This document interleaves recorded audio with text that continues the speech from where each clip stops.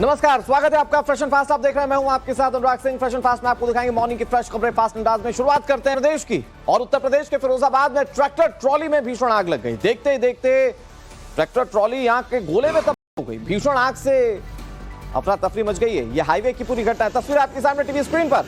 Tractor trolley में कितनी भीषण आग लगी है आप इन तस्वीरों में देख पाएंगे। दरअसल ट्रॉली पर पराली लदी हुई थी, जिसमें किसी वजह से आग लग गई। देखते ही देखते ये ट्रैक्टर ट्रॉली आग के गोले में तब्दील हो गई। आप देख सकते हैं आसपास कैसे अफरा तफरी मची हुई। लोग आग पर काबू पाने की कोशिश भी कर रहे हैं, लेकिन हालात ऐसे बदतर हो चुके हैं कि ये आग किसी के काबू में नहीं है। इसके बाद ट्रॉली पर लदी पराली को सड़क पर गिराने की कोशिश भी की गई ताकि ट्रैक्टर को बचा लिया जाए, लेकिन ये भी कोशिश कामयाब नहीं। आखिरकार हुआ क्या, ये तस्वीर आपके सामने टीवी स्क्रीन पर। रात के अंधेरे में द बर्निंग ट्रैक्टर आप देख रहे हैं। अब इस वीडियो के आगे का हिस्सा देखिए। आगे क्या होता है वो समझिए। लोगों ने जब ट्रॉली से पराली को गिराना चाहा तो पूरी तरह से गिर नहीं पाई। यहां एक शख्स ट्रैक्टर को हाईवे पर दौड़ाने लगा। फिरोजाबाद शहर के नगलाबरी चौराहे के पास जिस किसी ने आग के लपटों से गिरे हुए इस ट्रैक्टर को देखा वो खौफजदा हो गया। इसके बाद आगे ले जाकर ट्रैक्टर को रोक दिया गया। किसी तरह से ट्रॉली को ट्रैक्टर से अलग किया गया। तस्वीरें कितनी खौफनाक है आप इसे देखकर अंदाजा लगा पाएंगे। इस हादसे के चलते तकरीबन 2 घंटे तक हाईवे पर आवाजाही बाधित रही। मौके पर पहुंचे फायर फाइटर्स ने कड़ी मशक्कत की और उसके बाद आग पर काबू पाया जा सका। सबसे राहत की बात, कोई जनहानि नहीं हुई, नहीं तो आप सोचिए कितना बड़ा हादसा हो सकता था। द बर्निंग ट्रैक्टर, ये देखिए रास्ते पर दौड़ती हुई ये ट्रैक्टर, पीछे ट्रॉली में आग लगी हुई है, सीधे सीधे सर पर दौड़ता हुआ ये ट्रैक्टर। आखिरकार विकल्प ये था कि इस ट्रॉली को अलग कर दिया जाए ताकि ट्रैक्टर को बचा लिया जाए और इसके बाद वहां पर एक बड़े हादसे को टाला जा सका। ये एक साथ हादसे की जुड़ी 4 तस्वीरें हम आपको दिखा रहे हैं, जिसमें आप देखें कैसे जबरदस्त लपटों का तांडव हाईवे पर मचा रहा। हाईवे पर इससे लोग काफी ज्यादा डर गए। जलता ट्रैक्टर दौड़ाने की कोशिश की गई, आग बुझाने की कोशिश की गई, लेकिन पराली नहीं मानी। पराली पूरी तरह से जलकर स्वाहा हो। आज में भी कुछ हिस्सों में बारिश हो रही है। देश के आईटी सिटी बेंगलुरु चंद घंटे की बारिश नहीं झेल पाई। बुधवार शाम को बारिश के बाद नॉर्थ बेंगलुरु के कई इलाकों में बाढ़ जैसे हालात बन गए और शहर की रफ्तार मानो थम सी गई हो। पूरी स्थिति आप देखिए 30 सेकंड की इस रिपोर्ट में। इंडिया के सिलिकॉन वैली के नाम से मशहूर बेंगलुरु पानी पानी हो चुका है। एक दिन की बरसात में शहर के चौक चौराहों से लेकर गली मोहल्ले तक पानी भर रहा है। शहर के मुख्य सड़कों पर 3 से 4 फीट तक पानी भर रहा है, जबकि कई रिहायशी कॉलोनियों में सैलाब के हालात हैं। ये तस्वीर बेंगलुरु के सहकार नगर की है, जहां बारिश के बाद इतनी तेजी से पानी आया कि बाढ़ के हालात बन गए। पार्किंग में खड़ी बाइक से लेकर स्कूटी पूरी डूब चुकी हैं, तो वहीं कारें भी आधी पानी में डूबी हैं। ये तस्वीर किसी एक इलाके की नहीं, बल्कि बेंगलुरु के ज्यादातर हिस्सों में बारिश के बाद सड़कें लबालब हैं। और अगली खबर आपको एक और हाईटेक सिटी की दिखाते हैं। दरअसल गुरुग्राम से खबर है, जहां यात्रियों से भरी बस में अचानक आग लग गई। हादसे में 2 लोगों की दर्दनाक मौत की जानकारी है। 12 लोग झुलस गए। स्लीपर कोच वॉल्वो बस में कुल 60 यात्री सवार थे। स्थिति यहां तक पहुंच गई कि यात्रियों ने शीशा तोड़कर बस से छलांग लगाना मुनासिब समझा। चलती बस में अचानक आग लगते ही हाईवे पर हड़कंप मच गया। तस्वीर आपके सामने गुरुग्राम में सिग्नेचर टावर के पास ये आग लगी थी, जहां की ये तस्वीरें हम आपको दिखा रहे हैं। आप देख सकते हैं कि बस में कितनी भयानक और भीषण आग लगी हुई है। तेज रफ्तार में चल रही बस अचानक आग की लपटों से, जैसे ही बस रुकी आग की लपटें और तेज हो गई। बताया जा रहा है कि जिस वक्त बस में आग लगी तब उसमें 60 यात्री सवार थे। आग की लपटें इतनी भयानक थी कि लोग बस के दरवाजे तक नहीं पहुंच पाए, इसीलिए यात्रियों ने बस के शीशे तोड़कर वहां से छलांग लगाना शुरू कर दिया। सबसे दुखद बात यह है कि 2 लोग यहां पर अपनी जान नहीं बचा पाए और उनकी जान चली गई। यहां पर जिंदा जलने से उनकी मौत हो गई है। बताया जा रहा है कि कई लोग इसमें बुरी तरह से झुलसे हुए हैं, जिनका इलाज चल रहा है। इस घटना के बाद हाईवे पर हड़कंप मचा रहा। हमेशा व्यस्त रहने वाला हाईवे एकदम से जाम हो गया। फायर ब्रिगेड की टीम ने जब आग पर काबू पाया तब जाकर यहां से जाम को खोला जा सका। बड़ी बात यह है कि जिस वक्त तक फायर ब्रिगेड की टीम अपना काम पूरा कर पाती, तब तक ये बस पूरी तरह से जलकर खाक हो चुकी थी, स्वाहा हो चुकी थी। ये तस्वीरें आप देखिए, दूर तक जाम लगा हुआ भी आप देख लेंगे और दूर तक आग की लपटों को भी आप देखेंगे। अब सवाल इस बात को लेकर है कि यात्रियों को लेकर जा रही बस में आखिर किन कारणों से आग लगी है। कई बार मेंटेनेंस एक बहुत बड़ा क्वेश्चन होता है इस तरह के यात्री वाहनों को लेकर। तो क्या वहां पर कोई लापरवाही थी या कोई और हादसा, ये सवाल बहुत बड़ा है। लेकिन यहां पर 2 लोगों को अपनी जान से हाथ धोना पड़ा। अब आपको ये बताते हैं कि जब हरियाणा के मुख्यमंत्री मनोहर लाल खट्टर भेष बदलकर दशहरा मेले में पहुंचे तो क्या हुआ। ये 30 सेकंड की रिपोर्ट आप देखिए। हरियाणा के सीएम मनोहर लाल खट्टर का जनता के साथ और जनता के बीच घूमने फिरने का वीडियो आजकल सोशल मीडिया पर छाया हुआ है। ये वीडियो करीब 2 हफ्ते पहले का है, जिसमें मुख्यमंत्री मनोहर लाल खट्टर पंचकुला में दशहरा मेले के दौरान बिना सिक्योरिटी के भेष बदलकर घूमते दिख रहे हैं। खट्टर ने सफेद गमछे से अपना मुंह ढक रखा है, सिर पर भगवा रंग की टोपी है और उन्होंने एक हाफ जैकेट पहन रखी है। मेले में हजारों की भीड़ मौजूद है, लेकिन कोई उन्हें पहचान नहीं पाया। इससे पहले खट्टर का रोडवेज की बस में टिकट लेकर सफर करते हुए वीडियो वायरल हुआ था। और अगली खबर है जम्मू कश्मीर से, जहां जम्मू कश्मीर के शोपियां में आतंकियों से मुठभेड़ की खबर सामने आई है। सुरक्षा बलों ने सीआरएफ के आतंकी को मार गिराया। मुठभेड़ में आतंकी मयस्सर अहमद डार को ढेर कर दिया गया। शोपिया के कथो हलन इलाके में यह एनकाउंटर हुआ है। बड़ी खबर आपको बता रहे हैं, इलाके में पुलिस का और सेना का सर्च ऑपरेशन अभी भी जारी है। मारे गए टीआरएफ के आतंकी के पास से सुरक्षा बलों को भारी मात्रा में हथियार और गोला बारूद बरामद हुए। फिलहाल पूरे इलाके में घेराबंदी करके सर्च ऑपरेशन चलाया जा रहा है, कहीं कोई दूसरा आतंकी ना हो, कोई ठिकाना ना हो। इसको लेकर तमाम जो कोशिशें हैं वो जारी हैं सेना और सुरक्षा बलों की ओर से। फिलहाल यहां पर एक बड़ी कामयाबी सेना के लिए कही जा सकती है। घाटी में ऑपरेशन क्लीन लगातार चलाया जा रहा है, जिसके चलते आतंकियों को उनके अंजाम तक पहुंचाया जा सके। और इसका एक बड़ा फायदा यह देखने को मिला कि आतंकी गतिविधियां जो थी वो घाटी में कम हुई हैं, लेकिन जब आतंकी फिर से पैर पसारने की कोशिश करते तो उनके खिलाफ इस तरह की कार्रवाई को अंजाम दिया जाता है। टीआरएफ जो कि आतंकी संगठन है, उसके दहशतगर्द को मौत के घाट उतार दिया गया। अब आपके सामने दो तस्वीरें। पहली तस्वीर शोपियां, और वहां पर कौन सा इलाका है, कथो हलन। इस जगह पर ये एक्यूरेट हम आपको लोकेशन बताएं जहां पर ये एनकाउंटर हुआ। बताया जा रहा है कि अभी भी यहां पर सेना का, सुरक्षा बलों का सर्च ऑपरेशन जारी है। अब आपको ये बताते हैं कि आतंकी मयस्सर अहमद डार कौन है। दरअसल प्रतिबंधित संगठन टीआरएफ से जुड़ा हुआ था।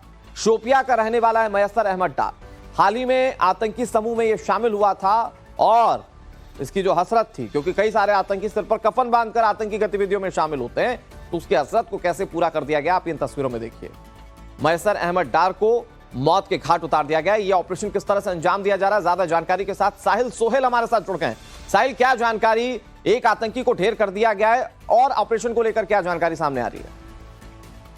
देखिए, फिलहाल एक आतंकी को इसमें ढेर कर लिया गया है। जैसे आपने कहा, कथौलन का ये इलाका है जहां पे आज सुबह सवेरे जो है सिक्योरिटी फोर्सेस ने ये ऑपरेशन चलाया। एक सूचना थी जिसके बाद ही कोऑर्डिनेट सर्च ऑपरेशन चलाया गया और ये एक दुकान के अंदर आतंकी छुपा बैठा था। इसने गोलियां चलाई और जवाबी कार्रवाई में मारा गया। इसके बाद पूरे इलाके में जो सर्च ऑपरेशन है उसे तेज कर दिया गया, क्योंकि जो आतंकवादी है वो एक नहीं बल्कि 3 से 4 के ग्रुप में घूमते हैं और इस इनपुट पर लगातार सुरक्षा एजेंसियां जो है वो वहां पे सर्च ऑपरेशन कर रही है। और ये जो आतंकी मारा गया है वो, उसका नाम मयस्सर है। ये शोपियां का रहने वाला था और पिछले कुछ हफ्ते में जो है आतंकवादी संगठन टीआरएफ को इससे ज्वाइन किया था। टीआरएफ जो कि टारगेट किलिंग में शामिल रहता है, टारगेट किलिंग के कारनामे जो अंजाम देती है आतंकवादी संगठन, वो टीआरएफ ही होती है। उनकी आतंकवादी नॉन लोकल्स और जो ऑफ ड्यूटी पुलिसमैन होते हैं या कश्मीरी हिंदू होते हैं, उनको टारगेट करने की कोशिश कर रहे हैं। लेकिन जिस तरह से हमने देखा, कल भी जम्मू कश्मीर के डीजीपी दक्षिण कश्मीर के शोपियां और पुलवामा में थे। एक रिव्यू मीटिंग का भी उन्होंने वहां पे जो स्थिति है उसका भी जायजा लिया और लगातार जो नए डीजीपी है लगातार दक्षिण कश्मीर यानी कानून व्यवस्था संभालने के लिए, घाटी आतंक को खत्म करने के लिए कदम उठाए जा रहे हैं। आप हमारे साथ बने रहिए, हम आपसे आगे भी बातचीत करते हैं। बड़ी खबर अपने दर्शकों को बता देते हैं, खबर पाकिस्तान से जुड़ी। एक बार बड़ी खबर अपने दर्शकों को बता देते हैं, खबर पाकिस्तान से जुड़ी। एक बार फिर से पड़ोसी मुल्क पाकिस्तान अपनी कायराना करतूत से बाज नहीं आ रहा है। उसने सीज फायर तोड़ा है। जम्मू कश्मीर के सांबा में फायरिंग की, देर रात सीमा पार से फायरिंग की घटना, जहां बीएसएफ जवानों ने पाकिस्तानी रेंजर्स को जवाब दिया। साहिल सोहेल हमारे सहयोगी लगातार हमारे साथ जुड़े हुए हैं। साहिल, पिछले कुछ दिनों में देखें तो इस तरह की घटनाएं बढ़ गई हैं। महीने के अंदर की बात करें, हालांकि उससे पहले पाकिस्तान सीज फायर का उल्लंघन नहीं कर रहा था, लेकिन एक बार फिर से ये घटनाएं बढ़ी हैं। क्या जानकारी इसको लेकर? देखिए, तीसरी बड़ी ये सीज फायर का उल्लंघन है जो पाकिस्तान ने किया है। रामगढ़ के सेक्टर में, अरीना सेक्टर में जो है कल देर शाम रात के 1 बजे के करीब बीएसएफ के पोस्टर्स को फिर एक बार पाकिस्तानी रेंजर्स से निशाना बनाया, गोलाबारी की, लेकिन बीएसएफ ने फिर जवाबी कार्रवाई की, मुस्तैदी के साथ जवाबी कार्रवाई की। इस पूरी जो सीज फायर वायलेशन हुई है उसमें हमें सूत्रों से एक खबर मिल रही है, बीएसएफ का एक जवान घायल हुआ, जिसे नजदीकी अस्पताल इलाज के लिए लिया गया और उसके बाद मिलिट्री हॉस्पिटल भेज दिया गया है। फिलहाल जो सिचुएशन है वो अंडर कंट्रोल बताई जा रही है बीएसएफ के द्वारा, लेकिन रात के 1 बजे के करीब पाकिस्तानी रेंजर्स ने बीएसएफ की पोस्ट को टारगेट बनाया, उनको निशाना बनाया, गोलाबारी की, लेकिन बीएसएफ ने भी मुस्तैदी के साथ वापस जवाब दिया। ये बात तो साफ है साहिल कि पाकिस्तान जब जब आंख उठाने की कोशिश करता है उसको उसका जवाब बहुत माकूल तरीके से दिया जाता है, और यहाँ पर भी हमारे सेना के जवानों ने, हमारे देश के जवानों ने पाकिस्तान को उसका आईना दिखाया। बहुत शुक्रिया आपका हमारे साथ जुड़ने के लिए और तमाम जानकारी देने के लिए। और बात जंग के मैदान की करते हैं। हिजबुल्लाह आतंकियों पर इजराइल के अटैक की जानकारी सामने आ रही है। इजरायली सेना ने आतंकियों के ठिकानों पर बमबारी की। हिजबुल्लाह आतंकियों के ठिकानों पर बारूद बरसाया गया है। हिजबुल्लाह के आतंकी बॉर्डर पार से इजरायली सेना की चौकियों पर लगातार मिसाइलें दाग रहे हैं, और उसी के जवाब में इजरायली डिफेंस फोर्स ने यह बड़ी कार्रवाई की है।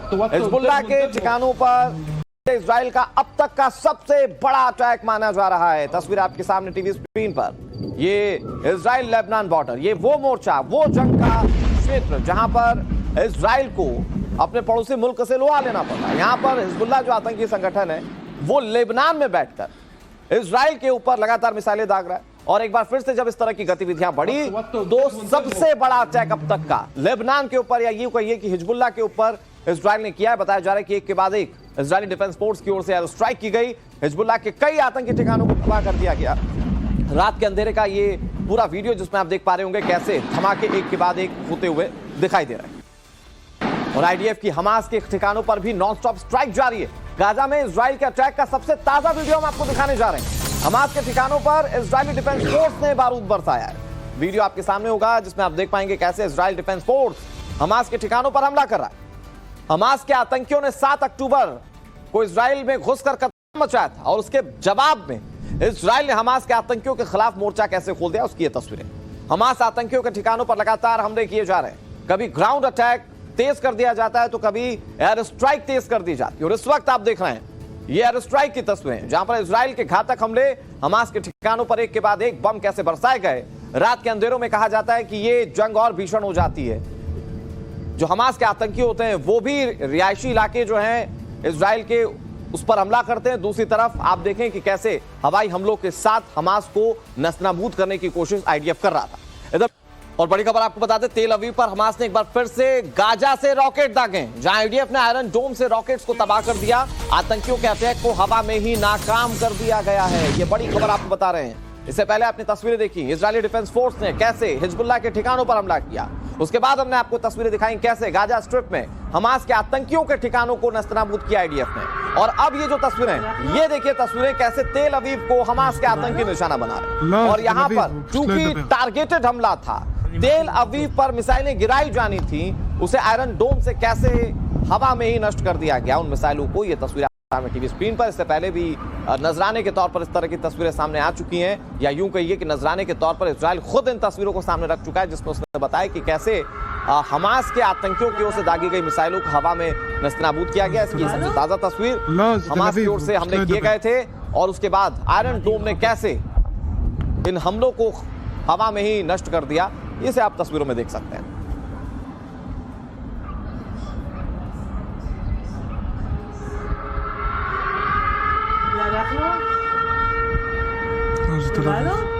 לא, זה תל אביב, הוא פשוט לא ידבר. אני מעתיק בתוך הפה.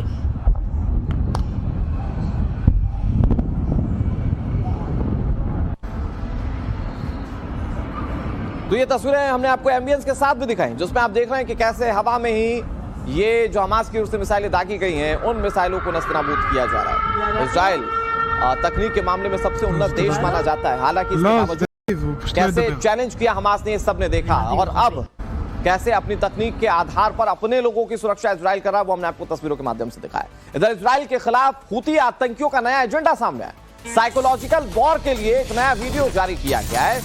इजराइल पर यमन से मिसाइल अटैक का ये वीडियो जारी किया है। आपके सामने वीडियो है, आप इसमें देख सकते हैं कि कैसे एक के बाद एक मिसाइलें दागी जा रही है। वीडियो में इजराइल के खिलाफ कामिकाजी ड्रोन से घातक स्ट्राइक, इसमें आप तस्वीर में साफ तौर पर देख पाएंगे कामिकाजी ड्रोन से वार होते हुए आप इन तस्वीरों में देखिए। हूती विद्रोहियों का ये वीडियो, यमन से मिसाइलों की लॉन्चिंग की गई है, और उसके बाद ये कितनी तबाही मचाएंगे आप इन तस्वीरों को देखकर ही आराम से अंदाजा लगा पाएंगे।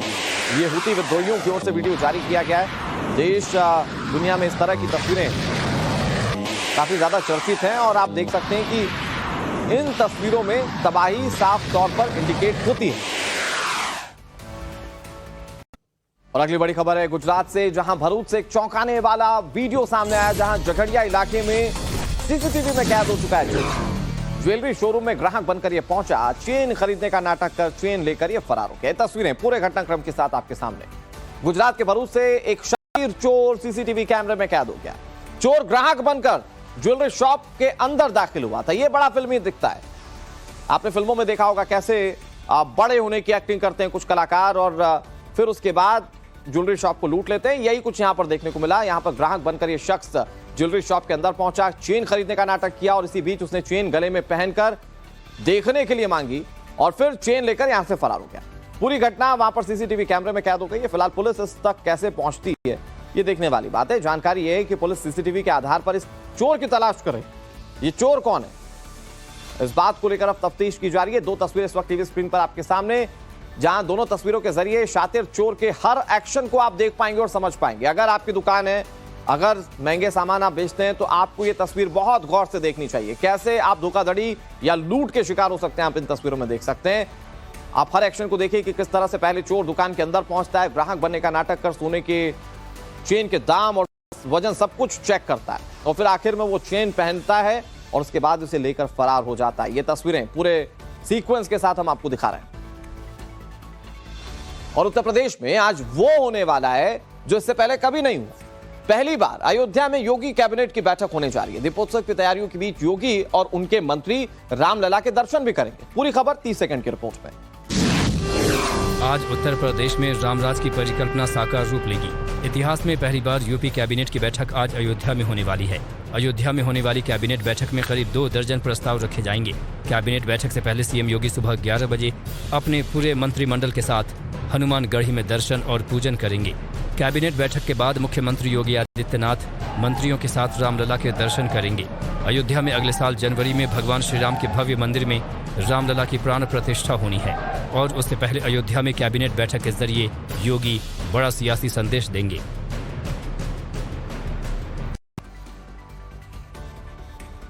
और बात महाराष्ट्र की करते हैं। सतारा में 2 परिवारों में विवाद हुआ, जिसके बाद ये मारपीट तक जा पहुंचा। आपको तस्वीरें दिखाएंगे जहां मारपीट की वीडियो में आप लोहे की रॉड, डंडों से हमला सीधे तौर पर देख पाएंगे। बताया जा रहा है कि इसमें एक शख्स गंभीर रूप से जख्मी हो गया है।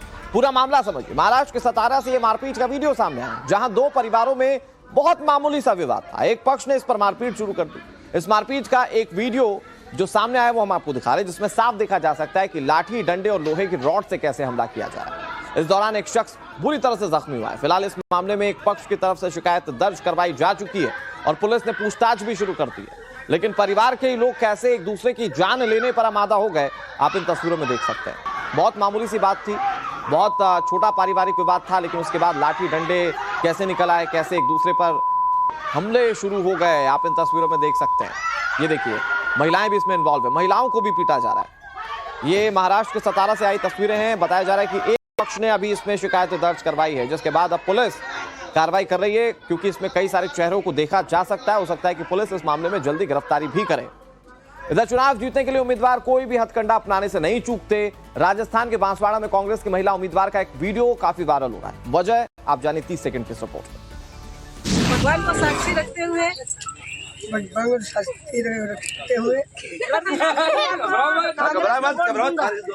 कांग्रेस को रमीला खड़िया को वोट के लिए नेता क्या क्या न करे। राजस्थान के बांसवाड़ा में कांग्रेस उम्मीदवार रमीला खड़िया वोटर्स को भगवान की कसम खिलवाकर वोट देने के लिए मजबूर कर रही हैं। रमीला खड़िया का ये वीडियो सोशल मीडिया पर खूब वायरल है। निश्चित तौर पर चुनाव आयोग इसका संज्ञान लेगा और कार्रवाई करेगा। दिलचस्प है कि कई बार लोग कसम खाने के बाद भी वोट नहीं देते। अब आगे बढ़ते हुए 1 मिनट में आपको चुनाव से जुड़ी बड़ी खबरें दिखाते हैं। नरेंद्र मोदी आज एक बार फिर से चुनाव प्रचार में उतरेंगे। पीएम पहले मध्य प्रदेश के सतना और छतरपुर में चुनावी सभा को संबोधित करेंगे। इसके बाद राजस्थान के नीमच और उदयपुर में भी पीएम की रैली होगी। कांग्रेस सांसद राहुल गांधी लगातार प्रचार अभियान में जुटे हुए हैं। राहुल गांधी आज मध्य प्रदेश में ग्वालियर में पहुंचेंगे, जहां राहुल की पहली जनसभा अशोकनगर इलाके में होगी। इसके बाद राहुल गांधी जबलपुर पहुंचेंगे और कांग्रेस उम्मीदवारों के पक्ष में मतदान की अपील करेंगे। छत्तीसगढ़ में विधानसभा चुनाव के पहले चरण के मतदान के बाद दूसरे चरण के लिए प्रचार अभियान जारी है। केंद्रीय गृह मंत्री और बीजेपी के वरिष्ठ नेता अमित शाह आज छत्तीसगढ़ में ताबड़तोड़ चुनावी रैलियां करने वाले हैं। इसके अलावा अमित शाह पार्टी नेताओं के साथ अहम बैठकें भी करेंगे। राजस्थान के मुख्यमंत्री अशोक गहलोत के नॉमिनेशन को लेकर सियासी बवाल खड़ा हो चुका है। बीजेपी ने चुनाव आयोग से शिकायत की है कि अशोक गहलोत की तरफ से एफिडेविट में दी गई जानकारी गलत है। सीएम अशोक गहलोत ने सदरापुरा सीट से अपना नॉमिनेशन फाइल किया।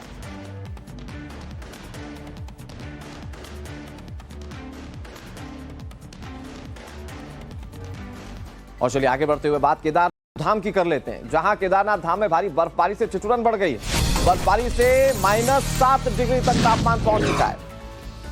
बर्फबारी से केदार घाटी में बर्फ की सफेद चादर बिछ चुकी है। शीतलहर से श्रद्धालुओं की मुसीबतें बढ़ गई।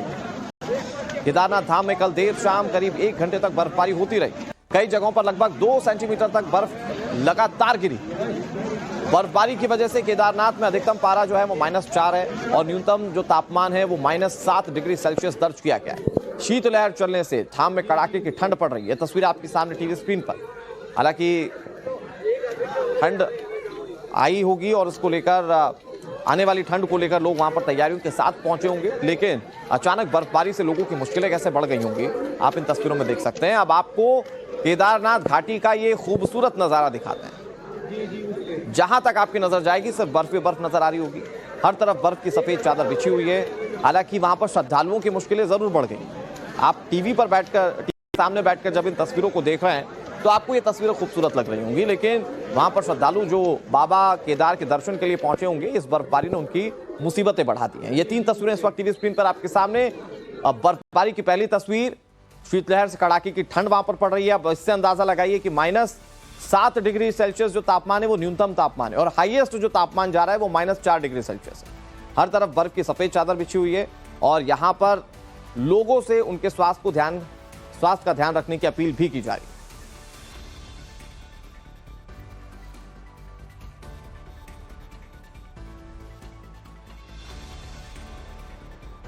और फ्रेशन पास में